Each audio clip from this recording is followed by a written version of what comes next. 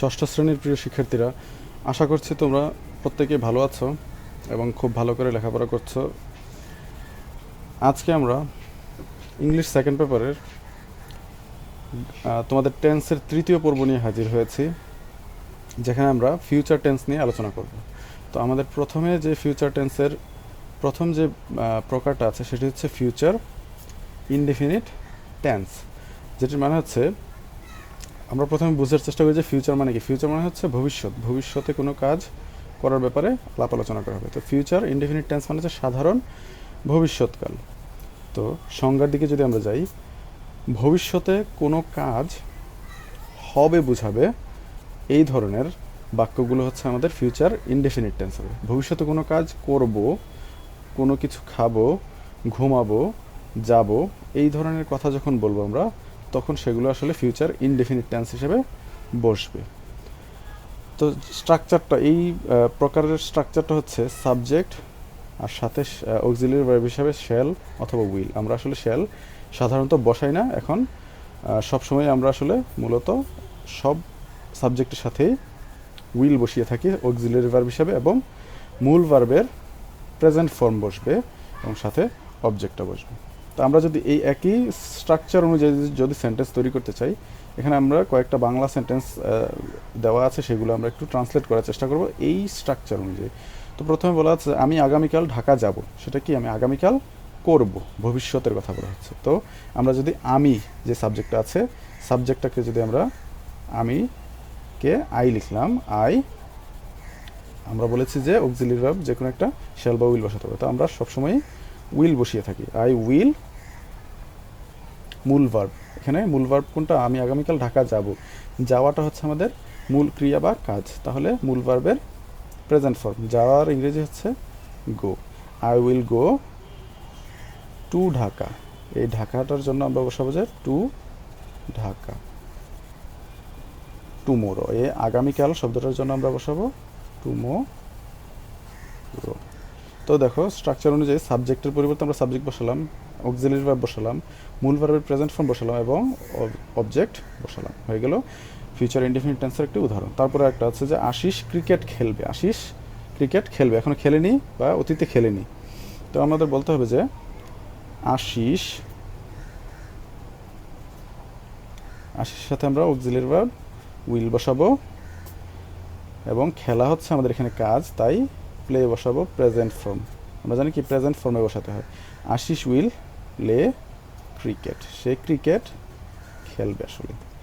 তারপর একটা উদাহরণ আছে, সেলিম ঘুড়ি উড়াবে। সেলিম কি করবে? ঘুড়ি উড়াবে। উড়ানোর কাজটা সে করবে ভবিষ্যতে। তো আমরা লিখবো যে সেলিম উইল বসাবো অক্সিলিয়ারি ভার্ব হিসাবে, will fly, will fly kite. সে, সেলিম হচ্ছে সাবজেক্ট, উইল হচ্ছে অক্সিলিয়ারি ভার্ব এবং ফ্লাই হচ্ছে আমাদের মূল ভার্ব, সাথে হচ্ছে কাইট ঘুড়ি। তো সেলিম ঘুড়ি ওড়াবে। তারপর আমরা ফিউচার টেন্সের দ্বিতীয় যেই প্রকারটা সেটি নিয়ে আলোচনা করব, যেটি হচ্ছে ফিউচার কন্টিনিউয়াস টেন্স। এটির মানে হচ্ছে ভবিষ্যতে, যে সংজ্ঞা যদি আমরা জানতে চাই তাহলে দাঁড়াবে ভবিষ্যতে আমরা কোনো কাজ করতে থাকবো বা কোনো কাজ হতে থাকবে। আমরা প্রেজেন্ট পাস্ট দুইটারই কন্টিনিউয়াস জেনেছি, যে প্রেজেন্টে হচ্ছে ছিল কি বর্তমানকালে কোনো কাজ হচ্ছে, অতীতকালে ছিল অতীতকালে কোনো কাজ হচ্ছিল, আর ভবিষ্যতে হবে কি ভবিষ্যতে কোনো কাজ হতে থাকবে, চলতে থাকবে, কাজটা শেষ হবে না। ওই সম্পর্কে আমরা কথা বলবো যখন কোনো কাজ হতে থাকবে, যখন বুঝাবো তখনই সেটা ফিউচার কন্টিনিউয়াস মানে ভবিষ্যৎ চলমান কাল হিসেবে বলতে হবে আমাদের। তো এই ক্ষেত্রেও আমাদের যে স্ট্রাকচারটা আছে সেটি হচ্ছে subject plus shall be will B.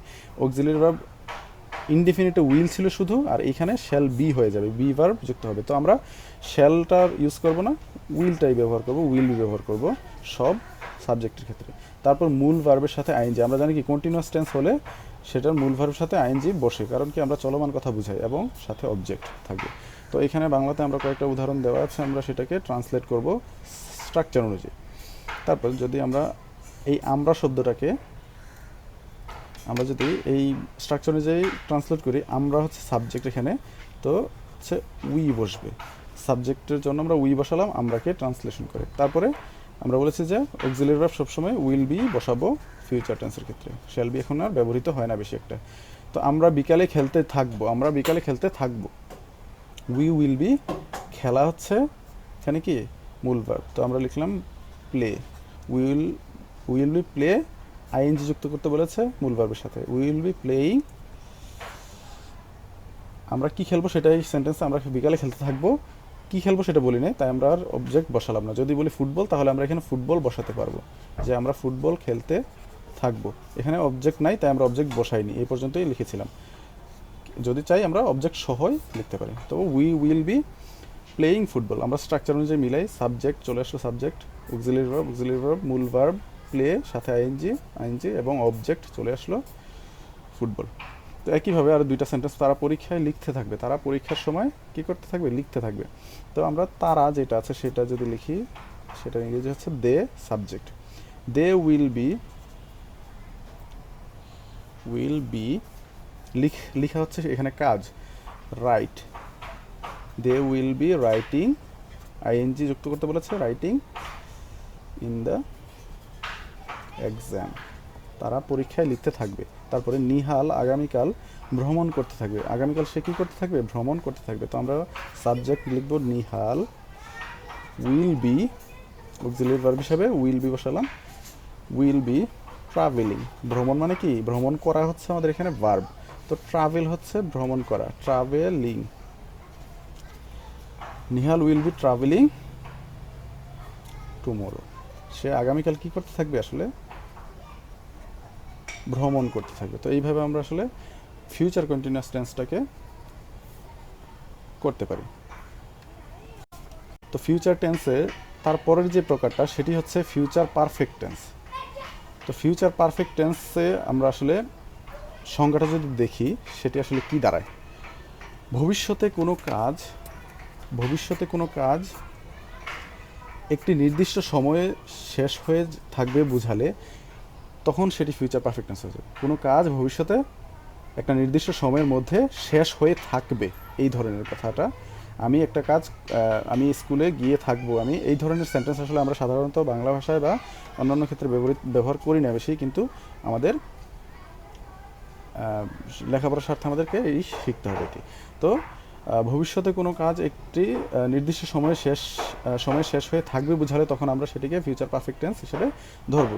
যেটা স্ট্রাকচারটা যদি আমরা দেখি, subject plus shall have will have, auxiliary verb হিসেবে আমরা উইল হ্যাভ বসাবো, শ্যালটা আর ইউজ করবো না।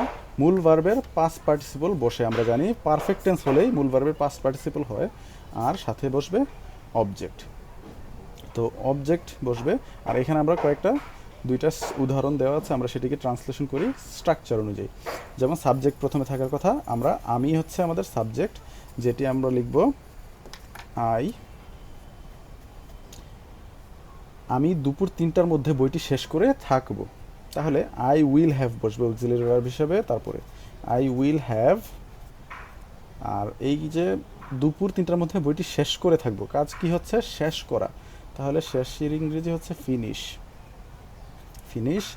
মূল ভার্ব হচ্ছে ফিনিশ এবং এটার পাস্ট পার্টিসিপল বসাতে হবে আমাদেরকে, ফিনিশড, শেষ, আমরা I will have finished the book হচ্ছে আমাদের অবজেক্ট, দ্য বুক। এখন আমাদের জানতে হবে যে এখানে আসলে আমরা কি বসাবো, নির্দিষ্ট সময় বললে বাই বসাতে হয়, আর সময়ের ব্যক্তি বুঝালে উইদিন বলতে হয়।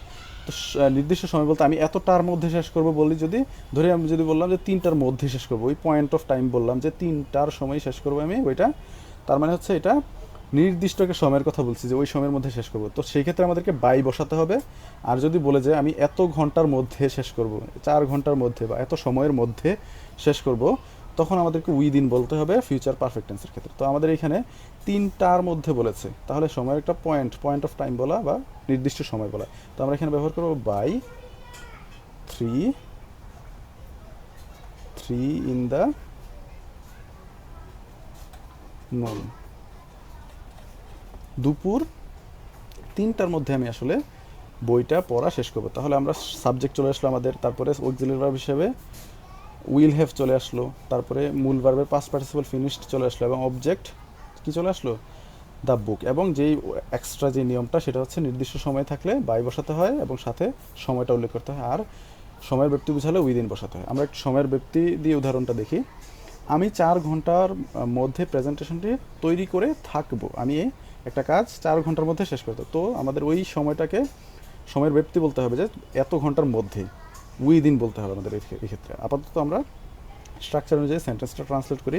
সাবজেক্ট আছে আমাদের আই, আমি প্রেজেন্টেশনটি তৈরি করে থাকবো। তৈরি করা, আই উইল হ্যাভ বসবে অক্সিলারি ভার্ব।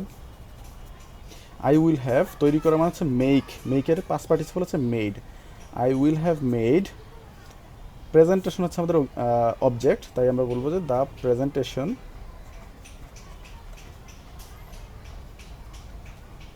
তো আমাদের 4 ঘন্টার মধ্যে বলেছে, আমরা বাকিটা তৈরি করে ফেলেছি, এখন শুধুমাত্র 4 ঘন্টার মধ্যে কথাটা, উইদিন 4 আওয়ার্স। 4 ঘন্টার মধ্যে আমরা আসলে প্রেজেন্টেশনটা শেষ করব, সেটি বোঝানো হচ্ছে। তারপর ফিউচার টেন্সের শেষ এবং 4 নম্বর যেই প্রকারটা, সেটি হচ্ছে ফিউচার পারফেক্ট কন্টিনিউয়াস টেন্স, যেটি মানে যদি সংজ্ঞাটা আমরা দেখি, ভবিষ্যৎকালে কোনো কাজ একটি নির্দিষ্ট সময় ধরে চলতে থাকবে বুঝালে, কোনো কাজ নির্দিষ্ট সময় ধরে চলতে থাকবে বুঝালে সেটা আসলে ফিউচার পারফেক্ট কন্টিনিউয়াস টেন্স হিসেবে বসবে। তো আমরা স্ট্রাকচারটা দেখি, সাবজেক্ট প্লাস উইল হ্যাভ, আমরা শ্যাল হ্যাভ না বসিয়ে উইল হ্যাভ বিন বসবে। স্ট্রাকচারে আমাদের উইল হ্যাভ বিন বসবে প্লাস মূল ভার্বের সাথে আইএনজি বসবে, এবং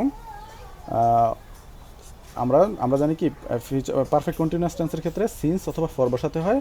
কিসের ক্ষেত্রে? পয়েন্ট অফ টাইম, নির্দিষ্ট সময়ের ক্ষেত্রে সিন্স বসাতে হয়, আর ডিউরেশন অফ টাইম মানে সময়ের ব্যক্তি বোঝালে ফর বোঝাতে হয়। মানে কোনো একটা সময়ে গিয়ে আমি কাজটা শেষ করব, ওই সময় থেকে শুরু করেছিলাম বা ওই সময় থেকে শুরু করব। যদি বলে যে 4টা থেকে, আমি বিকাল 4টা থেকে ফুটবল খেলতে থাকবো, এই ধরনের কথা বোঝালে আমাদের সিন্স বোঝাতে হবে, লিখতে হবে। এবং যদি বলে যে 5 ঘন্টা ধরে, সময়ের ব্যক্তি বোঝায়, ডিউরেশন অফ টাইম 5 ঘন্টা ধরে, তখন আমাদের ফর বসাতে হবে। আমরা যদি স্ট্রাকচার অনুযায়ী ট্রান্সলেশন করি সেন্টেন্সগুলো, তাহলে আমাদের সাবজেক্ট হচ্ছে রহিম, উইল হ্যাভ বিন বসে যাবে অক্সিলারি ভার্ব হিসাবে, উইল হ্যাভ বিন, আর মূল ভার্বের সাথে আইএনজি বসাতে বলেছে। আমাদের এখানে মূল ভার্ব কি? ভ্রমণ করতে থাকবো, ঠিক আছে? ভ্রমণ করা হচ্ছে আমাদের মূল ভার্ব, মানে হচ্ছে ট্রাভেল। ট্রাভেলিং হয়ে যাবে, কারণ কি আইএনজি বসাতে বলেছে ট্রাভেলের সাথে, তো মূল ভার্বের সাথে আইএনজি বসালাম। এখন সিন্স বা ফর, এই 5 ঘন্টা ধরে, এই যে সময়ের ব্যক্তিটা ডিউরেশন অফ টাইম, তার মানে এটাতে কি বসবে? ডিউরেশন অফ টাইম বোঝাচ্ছে, এই জন্য আমরা ফর বসাবো, ফর 5 আওয়ার্স, মানে 5 ঘন্টা ধরে। তারপরে আমি বিকাল 4টা থেকে ফুটবল খেলতে থাকবো। আমি বিকাল 4টা থেকে, একটা সময় থেকে, পয়েন্ট অফ টাইম বোঝাচ্ছে, একটা সময় থেকে বুঝালে সিন্স বসবে। তাহলে আই সাবজেক্ট হিসেবে বসালাম, উইল